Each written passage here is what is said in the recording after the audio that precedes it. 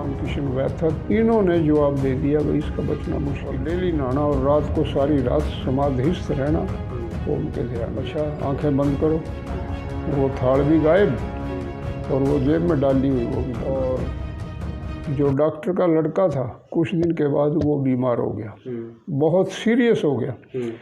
पुंडरी में एक वो थे डॉक्टर सरकारी, और सरकारी हॉस्पिटल से नथु डॉक्टर रिटायर्ड थे, और एक रामकिशन वैद था। तीनों ने जवाब दे दिया भाई इसका बचना मुश्किल है।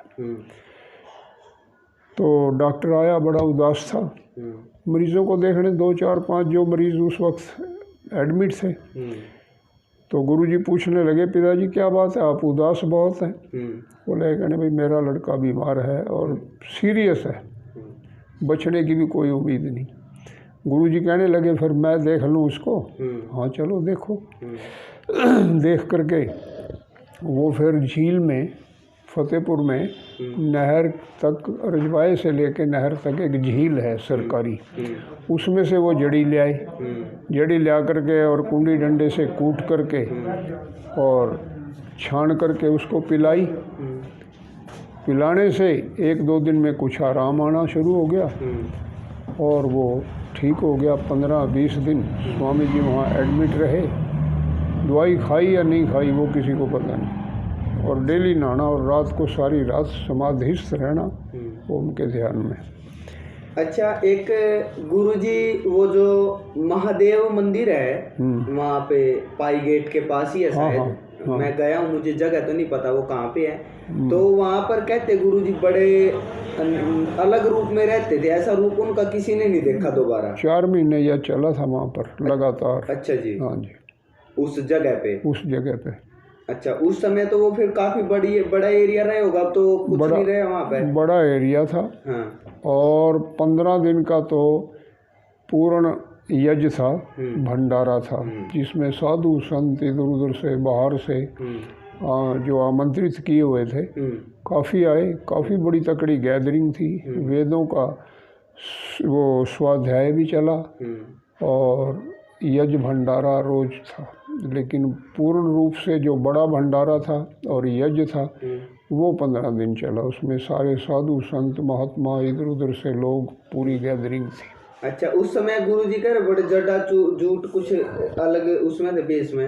हाँ जी, उस वक़्त जब मैंने देखा है गुरुजी को, हाँ, कम से कम 3 फुट लंबे तो उनके बाल थे, सिर पे जटाएं। अच्छा। और बहुत तकड़ा शरीर था, बड़ी ज़बरदस्त सेहत थी। अच्छा। नंगे पाँव, हाँ, नंगे सिर, हाँ, एक कोपीन जिसको लंगोटी बोलते हैं, और एक चद्दर, एक भगमी चद्दर और भगमी लंगोटी, ये उनका वस्त्र था। नंगे पाँव, नंगे सिर, किसी वक्त भी हमारे घर आते थे और बहुत ही प्यार प्रेम था। तो इस तरह से काफ़ी लगाव था गुरुजी से बचपन से। उसके बाद जब वहाँ से चलने लगे हॉस्पिटल से, वो लड़का ठीक हो गया बिल्कुल डॉक्टर का। डॉक्टर ने उस ज़माने में उनको 50 रुपये दिए।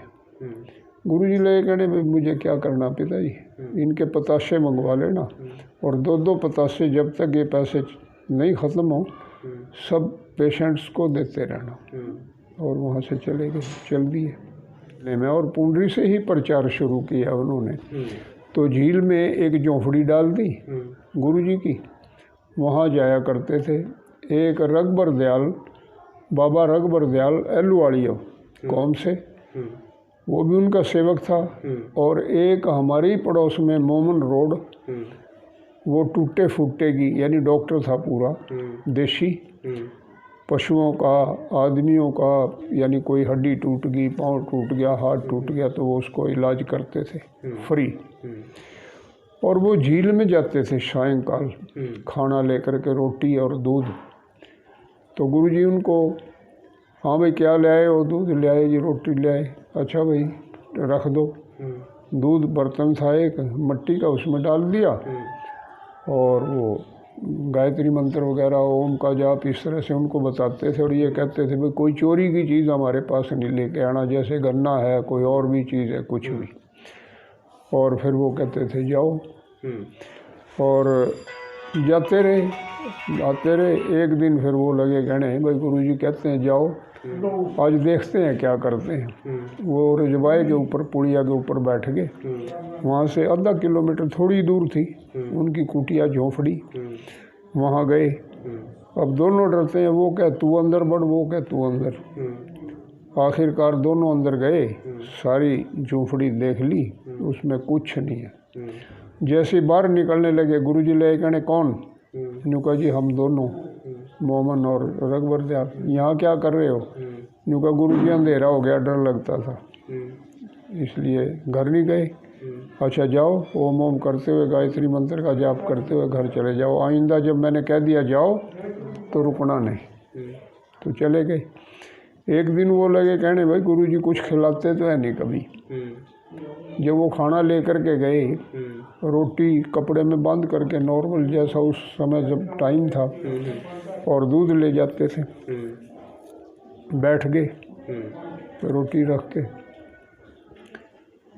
गुरुजी ले कहने कुछ खाना है, खिला दो जी।